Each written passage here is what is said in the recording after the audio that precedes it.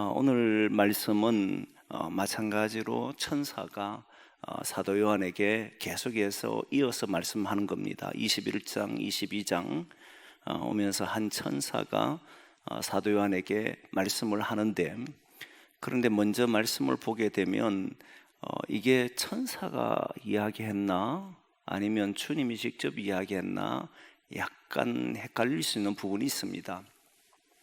뭐냐면 분명히 21장, 22장 돌아오면서 하늘에서 한 천사가 내게 말하여 이렇게 해서 쭉 이어서 왔거든요. 근데 오늘 본문 12절의 말씀 보면 내가 속히 오리니라고 하는 말씀을 하고 내게 상이 있어 내게 상이 있는데 내 상을 그들의 행한 대로 갚아줄 것이다, 뭐 이렇게 이야기한단 말이에요. 내가 속히 온다라고 하는 말은 천사가 할 수 있는 말이 아닙니다. 그리고 내게 상이 있다는 말도 천사가 말할 수 있는 말이 아니에요. 이건 직접 주님이 말씀하셔야 되는 문제죠. 처음에 이 말씀을 읽으면서 이건 천사가 말한 건가 아니면 예수님 말씀하신 건가 이런 고민이 있었는데, 확인해 보니까 주석학자들은 11절까지가 이제 천사가 말한 것이고 12절부터는 예수님이 직접 하신 말씀이다 라고 많이 이야기를 해요.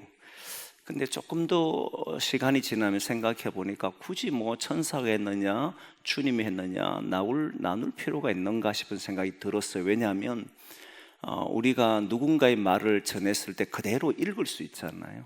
천사가 주님께서 주신 그 말씀을 그는 받아서 그대로 읽었다면 뭐 천사가 했던 주님이 했던 그게 그렇게 크게 문제되진 않는다, 이런 생각을 조금 했습니다. 결국 이 모든 것은 주님의 말씀이시다.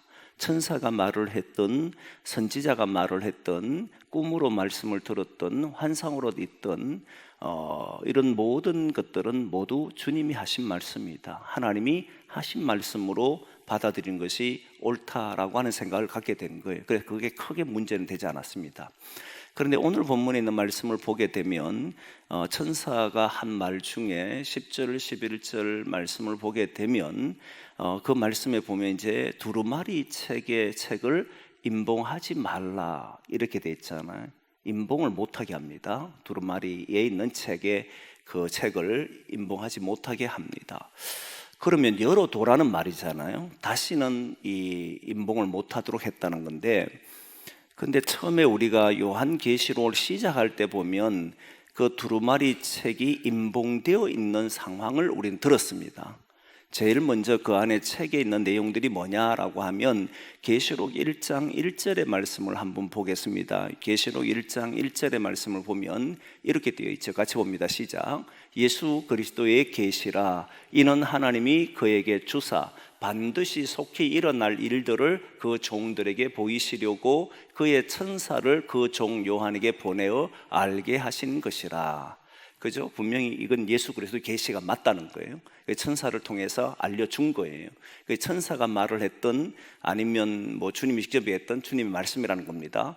어떤 내용을 알려주면 그 이후에 7교회가 나옵니다. 3장 4장이 2장 3장 쭉 가면서 7교회가 나오면서 그 7교회가 준 말씀이 뭔지 각 교회의 그 장점과 단점에 대해 칭찬과 책망에 대한 이야기를 하고, 4장 넘어오면서 이제 5장 1절에 보면 말씀을 하는데, 이제 임봉 1절에 3절 내용을 보면 임봉된 두루마리 책을 봐요.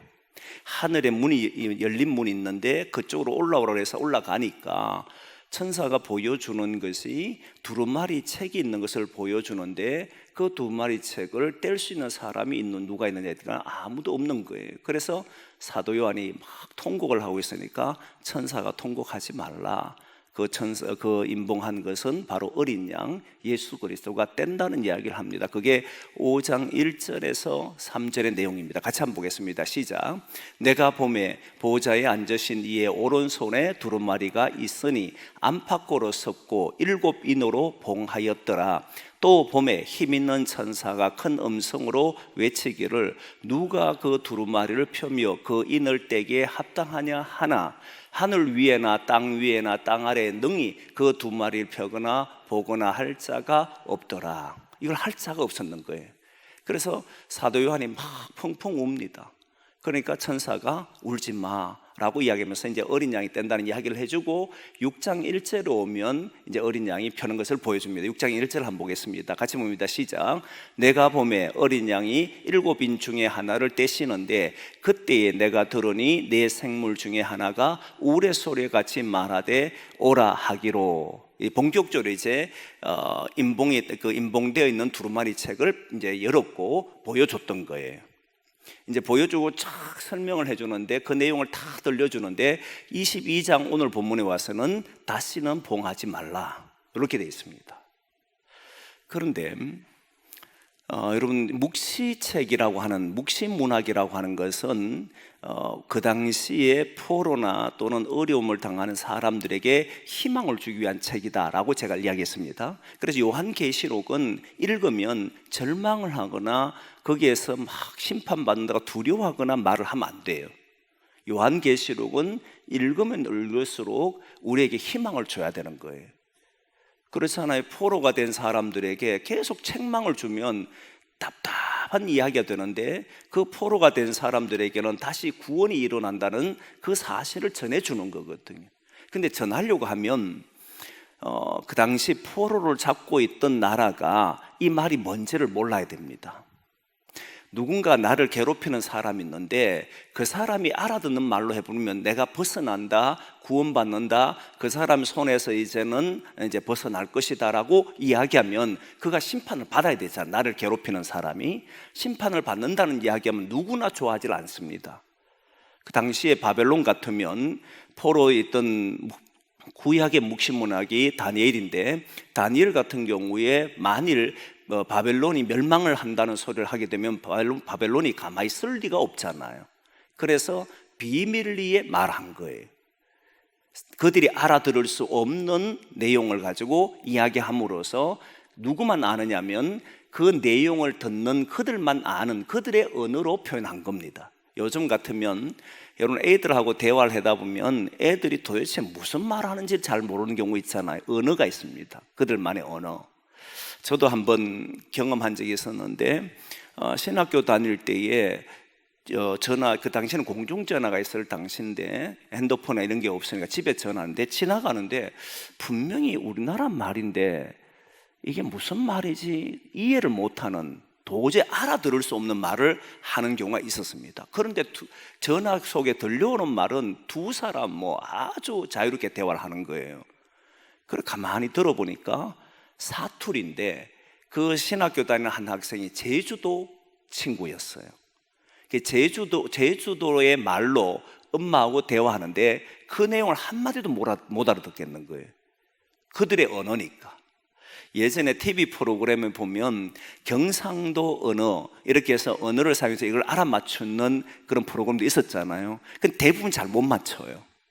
그 언어라고 하는 것이 자기들만의 쓰는 언어를 써버리면 그 외의 사람들이 이게 무슨 말인지 잘 알지 못해요. 묵신문학이라는 것은 유대인들은 알아듣는데 바벨론 사람들은 못 알아듣도록 했다는 말이에요. 그렇게 하거든. 요한계시록도 묵신문학입니다. 그러면 요한계시록 당시는 로마가 압제하는 당시니까 당연히 로마가 알아들을 수 없는 말들로 써야 되는 거잖아요. 그리고 누구나 봐서는 안 됩니다. 그래서 다니엘에 나오는 묵시문학은 놀랍게도 인봉한 책을 어떻게 하냐면 열어두라고 말하지 않습니다. 봉함하라, 닫아라 이렇게 하게. 아무도 못 보도록 닫아라 이렇게 표현했습니다. 한번 보겠습니다. 다니엘 12장에 나오는 말씀입니다. 다니엘 12장 4절 말씀입니다. 같이 보겠습니다. 시작. 다니엘아, 마지막 때까지 이 말을 간수하고 이 글을 봉함하라. 많은 사람이 빨리 왕래하며 지식이 더하리라. 그래서 다니엘은 묵신문학인데 열어둬라 말하지 않고 닫아라, 봉함하라, 아무도 못 보게 하라 이렇게 이야기한 거예요. 근데 오늘 말씀을 보면 열어둬라, 닫지 말라, 임봉하지 말라라고 이야기한 겁니다. 그럼 구약의 묵신문학과 신약의 묵신문학이 같은 묵신문학임에도 불구하고 내용을 공개하느냐 공개하지 않느냐 이 차이가 있었다는 것을 알겠습니까? 그럼 왜 구약의 묵시문학인 당시 바벨론의 포로로 있을 때에 바벨론 사람들이나 주변의 다른 나라 사람들은 알아듣지 못하게 하고 믿는 자, 하나님을 믿는 자들인 유대인들만 알아듣도록 보도록 했느냐? 그들 사이에만 이 내용이 오도록 하고 그 내용은 다른 사람에게 공개하지 않았느냐라고 이야기했을 때에 그 내용은 결국 그들은 그 삶이 바벨론 포로가 지나고 난 이후에도 삶의 변화는 없습니다. 여전히 이 땅 위에서 살아가요. 여러분 그런 걸 경험해 보지 않았습니까? 이 고비만 넘기면 내 인생은 좀 달라질 것 같은데, 이런 회사만 들어가면, 내가 이런 사업만 하면, 이런 장사만 하면, 또는 이렇게만 살아간다면 언젠가는 나의 문제가 해결될 거란 기대를 가지고 해오지만 실제로 그런 것이 주어졌음에도 불구하고 삶은 여전히 힘들고 어려운 속에 놓여져 있을 때, 여전히 삶의 미래가 열리지 않고 계속 뭔가 닫혀 있을 때, 그 세월이 지속될 때, 삶의 변화가 일어나지 않을 때, 여러분 그런 경험들을 해보신 적이 있을 텐데, 바로 그럴 때는 이 묵신문학이라고 하는 것이 사실은 그 사람들에게 희망을 주는, 유대인들에게 희망이 줬지만은 그 사실은 다른 사람에게 알릴 필요가 없는 거예요. 여전히 어둠 속에서, 힘듦 속에서 살아가야 하니까. 그래서 이 내용은 바벨론이 알면 어떤 일이 벌어지느냐 하면 그 당시의 사람들의 더 고통이 임하고 더 괴로움이 임하는 거예요. 바벨론에서 완전히 벗어난다, 이 사건을 통해서 완전히 해결된다라고 이야기하면 공개해도 괜찮지만 바벨론에서 벗어나지를 못합니다. 이들은 페르시아에 의해서 또 속국이 되고 페르시아에 의해서 그들은 다시 돌아오지만 여전히 페르시아에 의해서 지배를 당하고, 그리고 세월이 지나서는 애굽에 또다시 로마에 의하고 또 많은 나라들에 의해서 계속 삶이란 것은 여전히 고통과 아픔 속에 있기 때문에 이 내용을 공개할 이유가 없는 거예요. 그런데 신약에 오면서 예수 그리스도가 임재하시고 이 땅에 오시고 성육신 하신 후에 십자가 지시고 부활합니다. 그리고는 바벨론의 로마에 의해서 고통받는 사람들에게 최후가 어떻게 되는지를 이야기했습니다. 그리고 예수 그리스도를 통해서 이 사실이 드러났습니다. 모든 사람이 알게 되었어요. 더 이상 이것을 감출 필요가 없다는 거예요. 이미 최후의 승리자로서 예수 그리스도가 오셨고, 그리고 우리의 삶이 고난과 아픔 속에는 있지만은 공개를 한다는 말은 더 이상 이 세계가 끝이 나면 더 새로운 세계에 왔을 때 또다시 똑같은 우리가 당하는 이런 고난과 아픔과 힘듦 속에 놓인다라고 말하는 것이 아니라 전혀 새로운 세계가 우리에게 주어진다고 말을 하니까 그 고통의 시간이 연속된다라고 하면은 믿는 사람에게만 딱 주어져야 되지만 이제 예수 그리스도에 의해서 이 고통이 연속되는 것이 아니고 끝이 난다라고 생각하면 그걸 오픈해 버리는 거예요. 그걸 열어버립니다.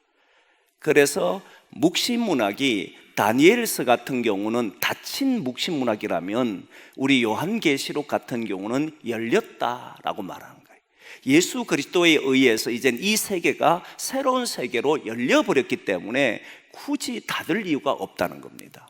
그럼 여러분 보십시오. 조금 전에 얘기했던 것처럼 다니엘서 같은 구약에 여전히 바벨론에 의해서 고통이 지속되는 상황, 아직 예수 그리스도 오기 전입니다. 지속되는 그 상황에서 열어버리면 이 사람들은 바벨론에서 엄청난 고통을 받게 된단 말이에요. 하지만 신약에 예수 그리스도가 오신 계시를, 하나님의 계시 묵시를 알게 됐어요. 더 이상 이 고통은 영원히 지속할 수가 없습니다. 그리고 이 속에 들어오는 자는 그대로 살아갈 것이고 들어오지 않는 자는 이제 그 속에서 선택을 하게 되어 있더란 겁니다. 그래서 뭔가를 열어버리면 어떤 일이 벌어지면 선택한다는 거예요. 조금 더 쉽게 이야기하면 이런 겁니다. 우리가 사람이 살아가다 보면 누군가가 큰 잘못을 할 수가 있어요. 큰 잘못을 하는데 그럼 그걸 감추고 싶어 합니다, 사람은. 왜냐하면 알게 되면 다른 사람들에 의해서 많은 말들과 또는 여러 가지 어려움들을 겪을까 봐 조심하고 될 수 있으면 안 알리고 싶어 합니다. 그런데 그 삶이 이제 빛이 왔고 나는 이제 그 삶 속에 살지 않겠다라고 하고 그 해결책을 알게 된 사람은 공개해버립니다. 나는 이런 사람이었다. 하지만 나는 이렇게 살지 않겠다. 이게 선택하게 됩니다. 사람들은 그것으로 해서 계속 지속되는 삶이 된다면 공개를 못해요. 드러내는 걸 두려워합니다. 그런데 나는 달라졌다라고 믿는 사람들은 공개해도 아무 문제가 없습니다. 저는 성경 공부하면서 항상 하는 이야기 중에 하나가 뭐냐면 자기가 가지고 있는 살아오면서 경험했던 아픔들을 공개할 수 없다면 아직 공개가 하기 어려운 사람들 같은 경우는 성경 공부할 때 말하지 못하게 합니다. 공개해도 아무런 지장이 없는 사람, 그게 나에게 더 이상 영향을 미치지 않는, 이미 그것은 지나간 시간들이고 앞으로의 나의 삶은 이렇게 될 것이라는 확신 있는 사람은 공개해도 주변에 수많은 사람이 말을 해도 그것 때문에 무너지지를 않아요.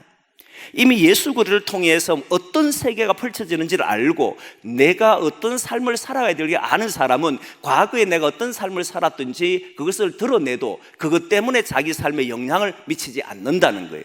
서로 지금 고통이 있다 할지라도 그 고통이 나를 지배하지 않는다는. 그래서 드러낼 때는 그 문제를 자기는 완전히 해소한 뒤에는 드러낼 수 있습니다. 예수 그리스도가 이 땅에 오셔서 우리의 인간의 놓인 문제를 완전히 승리해버렸어요. 그래서 예수 믿는 사람들은 우리가 지난 시간에 어둠에 있었던 것을 부과할 이유가 없고 그것으로 인해서 고통당한다는 밝은 날이 와버렸는데 다시 그것 때문에 힘들어할 이유가 없는, 그때는 공개를 한다는 거예요. 공개를 해버린 거예요. 그러면 어떤 일이 벌어지냐면 이제는 어둠 속에 있는 사람들이 길을 선택하게 되어 있습니다. 닫혀 있으면 누구에게만 주어지느냐면 구약에서 그 말씀을 믿는 사람들에게만 효력이 있습니다. 그런데 열려버리면 모든 사람에게 선택의 길을 주게 되어 있습니다. 오늘 본문 11절 말씀 보면 더러운 자는 더러운 일을 하라거라, 그렇죠? 거룩한 자는 거룩하게 하게 하라, 그렇게 이야기를 합니다. 11절 말씀 한번 보겠습니다. 이 말을 잘 보면 이제 이해가 될 겁니다. 11절 말씀 한번 보겠습니다. 시작. 불의를 행하는 자는 그대로 불의를 행하고 더러운 자는 그대로 더럽고 의로운 자는 그대로 의를 행하고 거룩한 자는 그대로 거룩하게 하라. 선택하게 된다는 거예요. 지금까지 네가 어떻게 살아왔는지는 더럽고 불의를 행했다, 좋다. 그런데 이제는 계시가 묵시가 오픈돼 버렸어요. 안 닿습니다. 그러면 사람들이 선택을 하게 돼요. 여기에 갈 것인지 저렇게 살 건지 반드시 선택하게 되어 있습니다. 이게 여러분 보면 성경의 전반에 나타난 내용입니다. 아브라함 같은 경우도 그렇고 이삭 같은 경우도 그렇습니다. 이삭을 한번 보겠습니다. 이삭을요 보면 이삭이 흉년이 돼서 아버지 때의 흉년을 만납니다. 그래서 그는 흉년을 피해서 어디로 가려고 하냐면 애굽으로, 아버지처럼 애굽으로 가려고 했잖아요. 가다가 그랄 땅에서 만났습니다. 그런데 지금까지는 그 이삭이 아버지를 통해서 하나님을 경험했는데 자신을 통해서 어떻게 펼쳐갈지를 몰랐습니다. 하나님의 뜻을 몰랐어요. 두려워서 먹을 게 없어서 애굽으로 가는데 그랄 땅에서 하나님이 자기가 어떻게 살기를 원하는지를 드러내버렸어요. 너는 네가 이곳에 머물면 너는 동과 서와 너와 너의 자손들이 동과 서와 남과 북으로 어디를 가든지 아브라함에게 약속한 복을 받을 것이다 라고 딱 드러냈습니다. 내 삶이 어떻게 될 것이라는 걸 알게 돼버렸어요. 알게 되는 순간에는 어떤 일을 하게 되냐면 내가 이것을 선택할 건지 아니면 여전히 먹을 것을 향해서 애굽으로 가든지 둘 중에 선택하게 되어 있습니다. 선택해야 되는 거거든요. 나는 지금까지 살아온 대로 살든지 계시가 드러나서 보여주면 나는 지금까지 걸어왔던 대로 살든지 아니면 이게 아니라고 알게 되면 그 길을 버리고 주님 가신 그 길로 따를 것인지. 그래서 계시가 드러나는 순간, 묵시가 확실히 드러나는 순간에는 중간지대라는 것은 없다는 겁니다. 빛 안으로 들어오든지 어둠으로 들어가든지 둘 중에 선택하게 되어 있습니다. 보네포 목사님이 그렇게 이야기했습니다. 보네포 목사님이 이 땅에 어두운 땅에 빛이 왔을 때 빛은 이미 제가 여러 번 이야기를 알 겁니다. 빛을 꺼뜨리려고 어둠은 합니다. 그런데 그 빛이 꺼지지 않는 영원한 빛으로 드러나 버리면 다시는 이 어둠은 빛은 꺼지지 않습니다. 사라지질 않아요. 사라지지 않게 되면 반드시 어둠은 두 가지를 택해야 됩니다. 하나는 빛 안으로 들어오든지 어둠이 사라지든지 둘 중에 택하게 되어 있습니다. 그러니까 여러분 오늘 본문에 보면 10절의 말씀에 보니까 이제 그 두루마기 책을 임봉하지 말라 해놓고 왜 임봉하지 말라고 하니까 때가 가까웁니다. 이제 주님 때가 가깝다는 거예요. 만일 주님의 때가 안 가깝고 구약의 시대처럼 계속 고난이 연속된다면 그것을 드러내는 순간에는 더 많은 핍박이 오게 돼 있고 더 많은 고통이 오게 돼 있습니다. 그러니까 믿는 사람은 말씀을 가지고 희망을 가지고 살아가는 거예요. 그래, 이래도 힘들어도 나는 희망을 가져야지, 저래 힘들어도 주님이 우리를 여기서 벗어나게 한다니까 그 생각을 가지고 살아야지, 이런 단순한 미래에 대한 희망을 가지고 삽니다. 그런데 드러내버리면 이제 곧 이 모든 세상 끝이고 새 하늘과 새 땅은 우리에게 주어진다는 사실을 알게 되면 감출 이유가 없어져 버렸어요. 그럼 이제 어떻게 되냐면 나는 이 빛 안에 살 것인지 어둠에 살 것인지 둘 중에 택하게 돼 있는 거예요. 이게 바로 임봉하지 말라고 하는 뜻이라는 거예요. 그래서 신약에 오면 성경의 신약으로 오면 요한계시록에서는 임봉을 다 보여주고 난 뒤에 사도 요한에게 닫아라고 말하지 않고 열어두어라, 다시 닫지 말라. 왜냐하면 때가 가까웠다. 드러내게 되는 순간에 이 말씀을 듣는 사람들은 그 말씀에 따라 살 것인지 아니면 자신들이 해왔던 더러운 행위든 불의를 하는 행위든 그렇게 살지 결정하게 될 것이다. 여러분, 우리는 이 믿음을 가지고 살아야 합니다. 우리에게 주님은 확실히 하나님의 말씀을 드러냈습니다. 예수 그리스도를 통해서 구원이 된다는 것을 말씀했습니다. 예수 그리스도를 믿는 자에게는 구원의 은총이 있다고 말씀을 했습니다. 이제는 우리가 예수 그리스도를 따라 살 것인지 말 것인지를 결정하는 거예요. 언제까지요? 주님 오실 때까지. 가까웠다는 거예요. 멀지 않다는 거예요. 그래서 우리들이 어둠의 일에 참여하지 말고 빛의 일에 참여하기를 소망합니다. 이게 사라지지 않는 거예요. 드러내버린 거예요.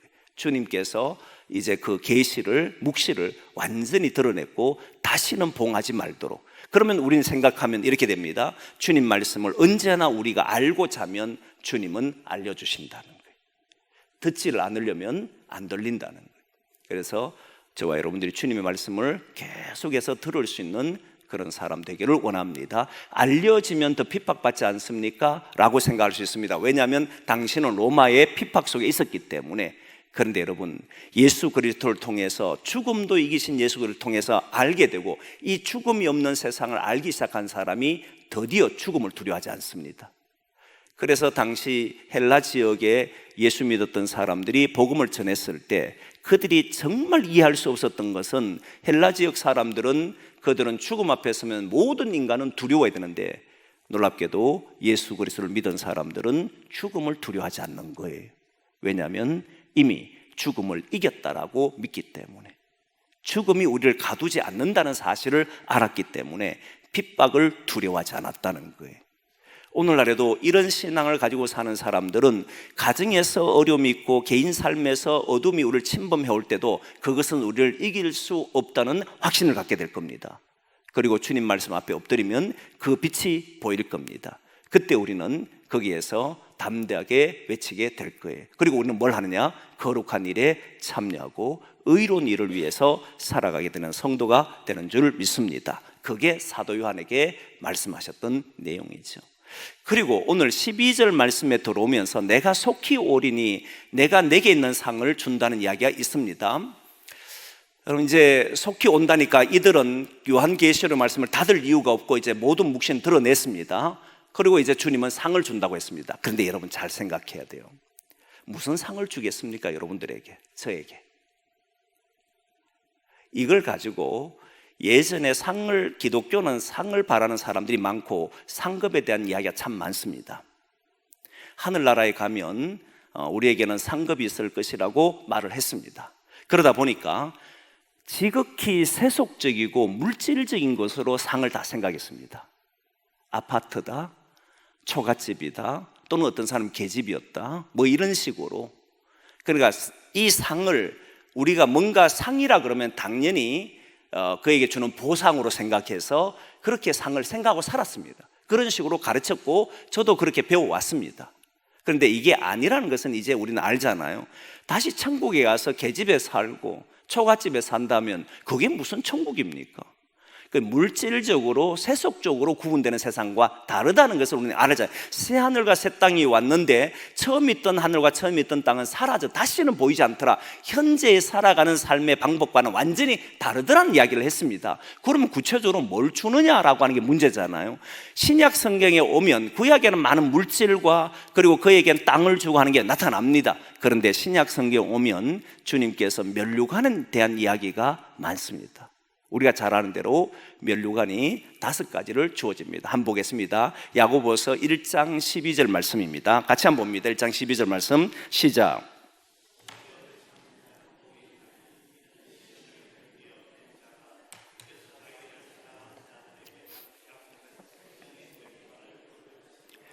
잠깐만 그대로 더 봅니다. 여기서 시험을 참는다는 것은 고난, 어려움, 힘듦을 참는다는 겁니다. 그런데 이들이 힘듦을 참아서 예수 믿고 난 뒤에 어려움을 참았습니다. 그런데 실제로 시험을 참으면은 참은 이유가 있을 거 아닙니까? 그냥 참을 수는 없거든요. 그냥 참아라만큼 무거운 게 없습니다. 힘든 게 없어요. 근데 뭔가를 바라보고 참았다는 겁니다. 연애를 해보신 분이 있지만 연애할 때 기다리는 게 사실 쉽지 않잖아요. 잘 기다린 사람은 그 사람을 얻습니다. 그게 그 면류관이에요. 그렇잖아요. 면류관은 그렇게 얻는 거예요. 자기가 무언가를 참아내는, 고난이 오더라도 힘듦이 오더라도 어려움이 오더라도 그걸 바라보고 참는 사람에게는 그것이 오게 돼 있습니다. 세상적으로 봐도 그렇단 말이에요. 그럼 이들에게 시험을 참는 자가 복이 있다는데 이들은 무슨 시험을 참았냐 보니까 다시 한번 12절 떠줘 보십시오. 약속하신 것을 딱 그렇게 나와요. 주께서 자기들을 사랑한 자에게 뭘 한 거예요? 약속하신 거예요. 주님이 약속한 게 뭐냐라고 하면 생명인 거예요. 이걸 약속했다는 거예요. 그러니까 시험을 참는 사람이 이 야고보서에 나오는 사람들이 참아 이제 바꿔됩니다. 생명을 야고보서에 나오는 여러 가지 시험을 맞는데 이들은 그 시험을 참아낸 이유가 뭐냐면 생명을 얻고자 했다는 거예요. 나중에 천국 가면 뭐 대단한 집을 준다 이런 걸 참았던 것이 아니고 이 땅에서 썩어지고 없어지는 이 생명이 아니라 영원한 생명을 얻는다는 이 약속을 믿었기 때문에 그것 때문에 참았다는 거예요. 그러면 뭘 주느냐면 생명의 면류관을 주더라 이렇게 나온 거잖아요. 그래서 시험을 찾는 자는 복이 있다. 저는 복이 있다 생각합니다. 어떤 것도 어려움이 있어도 목적이 있고 그것을 이루기 위해서 참는 사람은 반드시 그것이 이루어진다고 믿어요. 그러나 신앙인들이 참는 것은, 인내하는 것은, 고난과 아픔에서 견디는 것은 바로 주님이 우리에게 주시려고 하는 생명을 얻기 때문에 그 생명을 얻는 것이 그에게 복이라는 겁니다. 그게 상이잖아요. 그렇잖아요. 우리가 예수를 믿고 끝까지 인내하는 사람에게는 주님께서 영원한 생명을 우리에게 면류관으로 줄 것이다 이렇게 이야기한 거예요. 또 한번 보겠습니다. 고린도전서 9장 25절인가요? 한번 보겠습니다. 같이 봅니다. 시작. 이기기를 다투는 자마다 모든 일에 절제하나니 그들은 썩을 승리자의 관을 얻고자 하되 우리는 썩지 아니할 것을 얻고자 하노라. 그대로 봅니다. 여기도 마찬가지 싸운 거예요. 뭔가 열심히 싸웠습니다. 그 앞에 싸우는 이야기입니다. 열심히 싸웠는데 왜 싸우느냐? 이제 바꿔됩니다. 왜 싸우냐면은 대부분은 싸우는데 싸우는 이유 없이 싸우는 사람도 많아요. 나중에 지나보면 왜 우리 싸우고 있지? 이거 모르고 싸운 사람도 상당히 많습니다. 한참 싸웠는데 도대체 나는 뭐 때문에 싸웠지? 나중에 뭐 시간 지나보면 아무 이유 없이 막 싸운 사람도 있습니다. 그런데 제대로 경계를 하는 사람은 이유가 있습니다. 뭔가를 바라는 게 있어요. 그게 면류관입니다. 42.19km 된 사람들은 면류관을 얻는 것이고 100m 뛴 사람, 축구를 한 사람, 뭘 하는 사람이든지 거기에 따라 싸운 사람은, 그것을 쟁취하는 사람은 거기에 주는 상을 받게 되어 있습니다. 그렇잖아요. 그런데 그 모든 것은 썩어 없어집니다. 저도 초등학교 때, 중학교 때 축구를 하면서 금메달 뭐 그랬거든요. 저는 그 금메달만 보면 지금은 아마 있을 거야, 아마 있는데 이게 오래 갈 줄 알았습니다. 근데 그게 도금일 줄은, 어린 나이 때 도금을 받았는데 세월이 지나니까 다 벗겨져 버려요.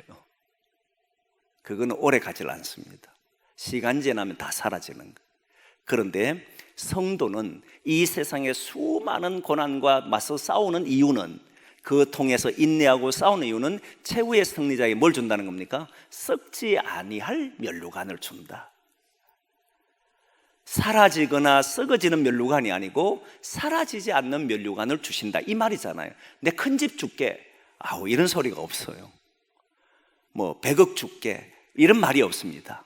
영원한 면류관, 생명의 면류관과 썩지 아니할 면류관을 준다, 이렇게 나와요. 또 다른 곳을 한번 봅니다. 또 다른 곳은 디모데후서 4장 8절입니다. 같이 봅니다. 시작. 이제 후로는 나를 위하여 의의 면류관이 예비되었으므로 주 곧 의로우신 재판장이 그 날에 내게 주실 것이며 내게만 아니라 주의 나타나심을 사모하는 모든 자에게도 니라.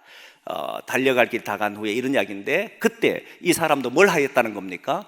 주님이 나타날 것을 사모했다는 거예요. 주님이 나타날 것을 사모했는 사람들은 내 의가 아니라 주님의 의를 내게 입혀주신다. 의의 면류관이에요. 여기에 물질적 개념 없습니다. 세속적 개념이 없어요. 세속적인 것을 누리면 그 자체는 다 사라지는 거지 않습니까? 의의 면류관, 주님을 사모하고 사는 사람들에게는 주님의 의를 우리에게 그대로 받아주시고 용서해 주시고 그걸 누릴 수 있도록 해주시는 그 주님의 의를 우리에게 면류관으로 주신다, 이렇게 된 거예요. 성경에는, 신약성경에 나오는 모든 면류관은 전부 세속적인 말이 없습니다. 또 하나 봅니다. 네 번째는 베드로전서 5장 4절입니다. 베드로전서 5장 4절 같이 봅니다. 시작. 그리하면 목자장이 나타나실 때에 시들지 아니하는 영광의 간을 얻으리라. 이게 뭐 영광의 간인데 뭘 말하느냐 하면, 이 목자, 양무리의 지도자가 있잖아요. 양무리의 지도자가, 목자들이 그게 양들에게 본을 보이고 사는 사람에게는 뭘 준다는 겁니까? 영광의 면류관을 주신다, 이렇게 되는 거예요. 영광을 얻는다는 거예요. 부끄럽지도 않고 세하지도 않는 하나님이 주시는 영광, 이런 걸 얻는 것이지 천국 가서 내 주머니 뭐가 차고 이런 게 없다는 겁니다. 그러니까 이 본이 되는 삶을 사는 사람, 지도자가 되어서 많은 사람에서 이 길이 옳은 줄을 알고 주님 주신 그 길을 따라가고 양을 잘 치고 먹이는 사람들에게는 영광의 면류관을 주신다. 마지막 하나를 봅니다. 마지막 하나는 데살로니가전서 2장 19절에서 20절입니다. 같이 봅니다. 시작. 우리의 소망이나 기쁨이나 자랑의 면류관이 무엇이냐? 그가 강림하실 때에 우리 주 예수 앞에 너희가 아니냐? 너희는 우리의 영광이요 기쁨이라. 그래서 자랑과 영광과 기쁨의 면류관을 준다는 거예요. 우리가 한 일을 가지고, 여러분 참 놀랍잖아요. 자신이 한 일이 주님 앞에 가서 주님 나는 이런 일을 했습니다, 그게 나의 자랑이 되고 나의 기쁨이 되고 나의 소망이 된다면 그것보다 큰 면류관이 어디 있겠습니까? 나는 아무것도 없어요, 주님 앞에 드릴 거 없어요. 이때는 부끄럽겠죠. 그때는 뭐 부끄러움도 이런 건 사실 잘 없을 거라 생각합니다. 그러나 우리에게는 자랑이 있고 소망이 있고 기쁨이 되는 이 면류관을 주신다. 여기에서 뭐 한 사람에게요? 주님을 바라보고 주님의 뜻에 따라 살아가는 모든 성도들에게, 믿음의 사람들에게 이것을 허락하신다. 그러니까 지금 보십시오. 앞에 있는 내용을 보면 이제 천사가 주님의 음성을 통해 들려주는 내용 중에 하나가, 이제 주님 곧 오신다, 그가 상을 가지고 있다, 그리고 때가 가까운데 모든 두루마리 책을 덮지 말고 열어라, 열어놔라. 이제 그 두루마리 책을 읽는 사람들은 뭐 하느냐면 그 말씀대로 지키는 사람이 있을 것이요, 그 말씀에 따라 살지 않는 사람도 있을 것이다. 여전히 더러운데 자기의 몸을 들인 사람, 불의한 일에 열심히 살아가는 사람, 속된 일을 위해 사는 사람, 그런 사람이 있을 것이다. 그러나 의를 위해 사는 사람, 거룩하게 하는 사람 있을 것이다. 그들이 그렇게 살도록 도라. 이제 곧 가까운데 내가 속히 올 것인데 오면 나는 내게 있는 상을 그들에게 줄 것이다. 그 행한 대로 줄 것이다 라고 이야기하는 거예요. 그래서 저는 여러분들이나 주님 오실 때까지 정말 주님이 주시고자 하는 이런 영광의 면류관, 생명의 면류관, 썩지 아니할 면류관, 그리고 자랑과 소망과 기쁨이 되는 이런 면류관을 누릴 수 있도록 그걸 사모하며 살아가는 그런 저와 여러분 되기를 소망합니다. 정말 세상에서 썩어져 버린 것을 위해서 열심히 살다가 나는 아무것도 없다라고 말하지 말고 주님이 우리에게 주시는 그날을 바라보고 끝까지 성도로서 인내하고 우리의 삶을 항상 주님께 고정하고 주님의 뜻에 따라 주님의 계시의 말씀에 따라 저와 여러분 함께 살아가기를 소망합니다.